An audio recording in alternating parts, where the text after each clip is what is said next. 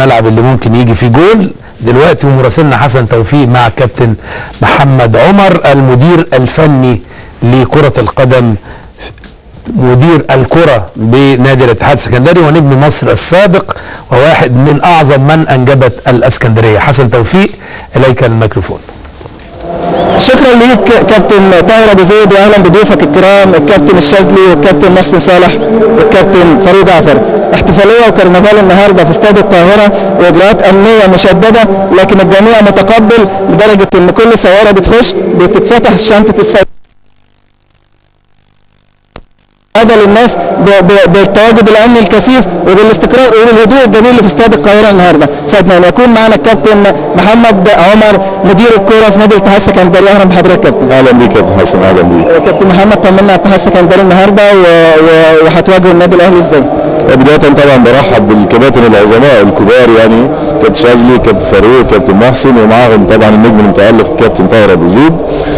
يمكن استعداداتنا استعدادات عاديه الحقيقه، بنعتبرها مباراه يعني زي اي مباراه، لكن مباراه مهمه لصعوبه طبعا اللقاء. النادي الاهلي نادي طبعا يعني فرقه محترمه وفرقه بتنافس وعندها طموح كبير جدا، خاصه بعد خساره نادي الزمالك. احنا مدركين هذا الكلام يعني، لكن احنا برضه لنا حق مشروع وهو الفوز يعني. واعتقد الكابتن محمد عامر بيسعى لهذا الفوز من خلال التشكيله اللي موجوده، يعني اللي في النهايه ما عندناش حاجه نخسرها، فكل يهمنا نقدم مباراه كويسه نكون مركزين فيها بشكل كبير جدا. قد نستغل حاله الاجهاد الى حد ما اللي موجوده عند النادي الاهلي. في النهايه اي نتيجه ايجابيه احنا بنسعى لها، هتدينا امان واستقرار للفتره القادمه، والمباراتين المهمين جدا مع الجونه ووادي دجله في اسكندريه.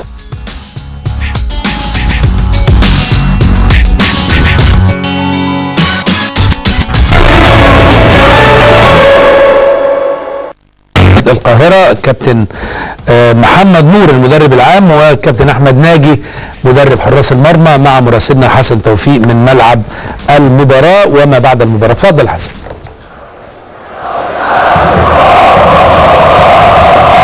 اهلا بيك كابتن طاهر ابو زيد وبضيوفك الكرام.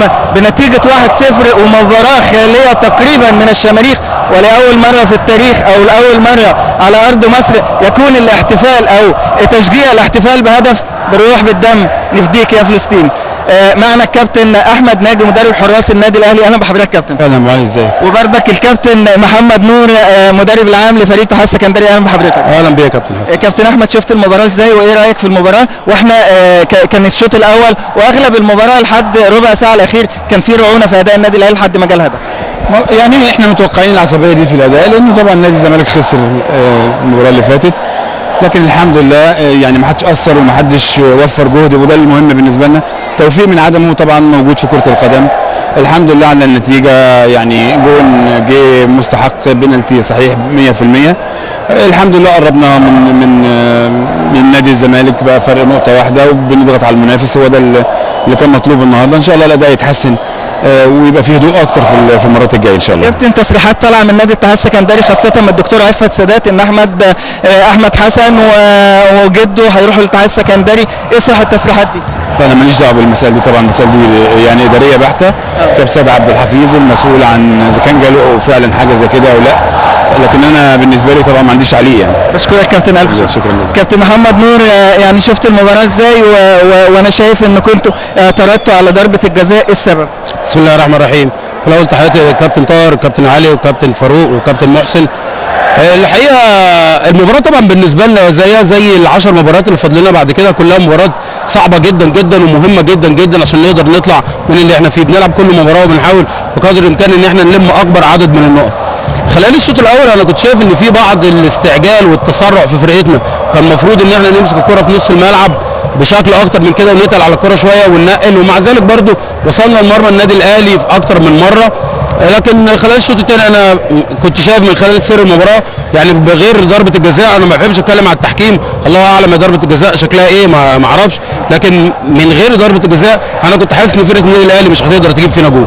فلولا ضربه الجزاء بس هي اللي خسرتنا المباراه، بنقول مبروك للنادي الاهلي، وان شاء الله نعوض في الماتشات اللي جايه. عندنا ماتشين في اسكندريه باذن الله، الجونه ودجله، نحاول بقدر الامكان ان احنا ناخد ال6 نقط بتوعهم عشان نعدل موقفنا في الجدول ان شاء الله باذن الله. اشكرك كابتن، الف شكرا يا كابتن.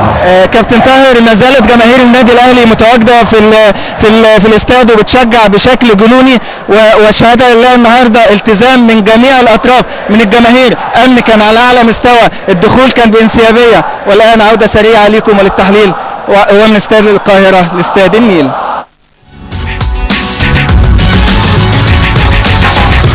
شكرا حسن توفيق من ملعب المباراة. شكرا للكباتن الضيوف. اعتقد كابتن محمد نور كان هادي جدا، ويبدو كابتن فاروق انه قانع بالنتيجة،